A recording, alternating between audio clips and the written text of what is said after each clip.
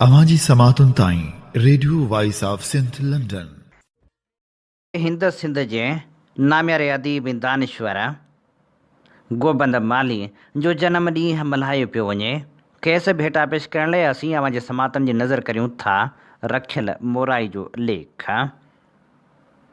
सिंध ऐं हिंद जो हाकारो अदीब दानिश्वर ऐं ॿियनि केतिरनि ई ख़ूबियुनि जो मालिक गोबंद माली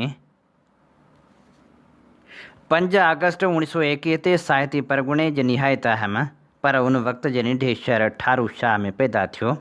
हुन सिंध में रहण दौरान ई अदबी ऐं सियासी हवाले सां लिखणु शुरू कयो ऐं हिंद में वञी आख़िरी उमिरि ताईं लिखंदो रहियो। नावल सम्राट जो ख़िताब माणींदड़ गोबंद माली हिंद में रहंदड़ सिंधी जाती ऐं सिंधी अदीबनि जे मुस्तक़बिल खे ठाहींदड़ शख़्सियतनि मां हिकु अहम शख़्सियत आहे। हुन केतिरा ई नावल लिखिया, केतिरियूं कहाणियूं ऐं मुख़्तलिफ़ मौज़ुअनि ते केतिरा ई किताब लिखिया ऐं केतिरा ई नौजवान अदीब अदब जे मैदान में पंहिंजी रहबरी हेठि आंदा। गोबंद माली सिंधी आवाज़ी कल्चर खे हिंद में मुतारिफ़ कराइण लाइ केतिरनि ई हंधनि जा चकर लॻाया ऐं भारत में वसण सिंधियुनि खे वसाइण ऐं सिंधी ॿोली ऐं कल्चर खे क़ाइमु करण लाइ सॼी ज़िंदगी अर्पे छॾी। साॻे वक़्तु तख़लीक़ी कम बि कंदो रहियो। गोबंद माली हिंद जे सिंधियुनि जे वॾे में वॾी अदबी तनज़ीम अखिल भारत सिंधी ॿोली ऐं साहत सभा जो अॾींदड़ बि आहे त वॾो नाटक निगार ऐं नाटक डायरेक्टर बि रहियो आहे। खेसि संस नावल प्यार जी प्यास ते हिंद सरकार जे वॾे में वॾे अदबी इदारे मरकज़ी साहित्य अकेडमी इनाम सां नवाज़ियो।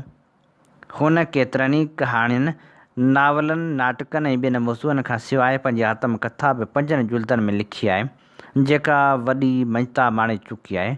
गोबंद माली शायदि पहिरियों सिंधी अदीब आहे जंहिं ते कूंज ऐं सिपूं रिसालनि ख़ासि नंबर कढिया।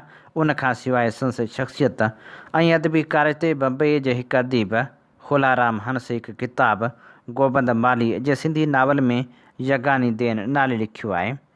शायदि ही अकेलो अदीब आहे जंहिं ते बम्बई यूनिवर्सिटी मां PhD जी डिग्री वरिती वई आहे ऐं उन किताब खे बम्बई यूनिवर्सिटी पारां 2002 में छपायो वियो जंहिंजो नालो आहे गोबंद माली शख़्सियत ऐं अदीब।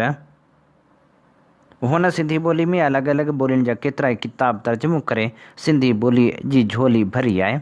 विरहाङे खां अॻु हू पंहिंजे ॻोठ ठारू शाह मां पढ़ण लाइ कराची आयो जिते संस मुलाक़ात गोबंद पंजाबी सां थी जेको उन वक़्तु तरक़ी पसंदि अदब खे छापण लाइ प्रेस क़ाइमु करे चुको हो ऐं उतां ई नई दुनिया नाले पब्लिकेशन जारी करे चुको हो जंहिं पारां सिंधी में के असलूका किताब ऐं के तर्जुमो करे छापे चुको हो। कराची में गोबंद माली जे दोस्तनि में शेख अयाज़, नारायण श्याम, कामरेड सुबो, ज्ञानचंदाणी, मोहन पंजाबी, कीरत बाबाणी ऐं ॿिया रहिया। जेतोणीकि हशू केवल रामाणी ख़ासि उमिरि में वॾो हो तॾहिं बि संस दोस्त कोठे सघिजे थो। हीअ सभु उहे शख़्स हुआ जिन सिंधी ॿोली में तरक़ी पसंदि अदब जी आबियारी कई। विरहाङे खां पोइ हशू केवल रामाणी, गोबंद माली, कीरत बाबाणी, एजी उत्तम ऐं ॿिया केतिरा ई अदीब हिंद लॾे विया पर कामरेड सूबे ज्ञानचंदाणी सिंध न छॾी ऐं हिते ई रही पियो।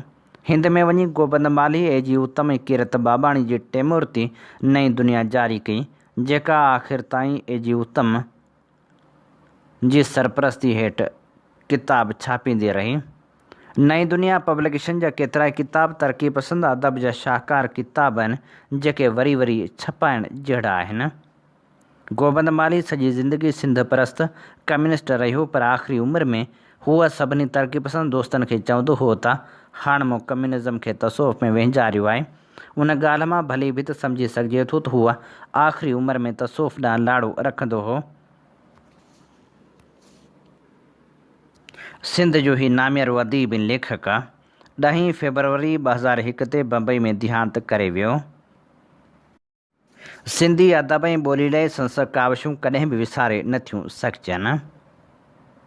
अवांजी समातुन ताईं radio voice of Sindh London.